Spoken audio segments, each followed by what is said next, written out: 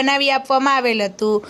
આ કેમ્પમાં ફ્રી હિજામા થેરાપીનું પણ આયોજન કરવામાં આવેલું હતું, જેમાં 250થી વધુ લોકોએ લાભ લીધેલ હતો।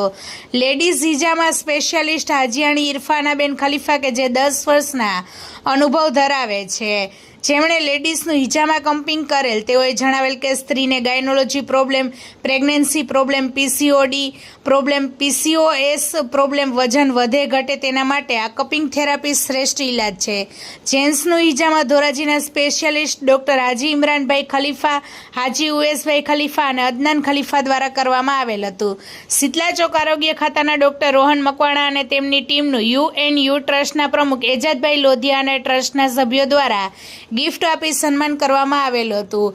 આ કેમ્પને સફળ બનાવવા માટે પ્રમુખ એજાદભાઈ લોધિયા, ઉપપ્રમુખ હાજી યાસીનભાઈ એબાણી, પ્રોજેક્ટ ચેરમેન મહેબૂબ ખાન બેલીમ, ફારૂકભાઈ બગાડ, હાજી અમીનભાઈ ગિરાજ, આરીફ રાઠોડ, અબ્દુલ રાવડા, અમીનભાઈ ગડન, યુનુસભાઈ પઠાણ, ઇમરાનભાઈ રાઠોડ, હાજી સલીમ જુનેજા, હુસેનભાઈ સંધી, અકીલ અઈબાણી, યુનુસભાઈ પરમાર, સુલેમાન બોખીરાવાલા, ફારૂકભાઈ સેન, યામીન અઈબાણી, રેહાન પરમાર, ઇબ્રાહીમભાઈ બગાડ વગેરેએ જહેમત ઉઠાવેલ હતી।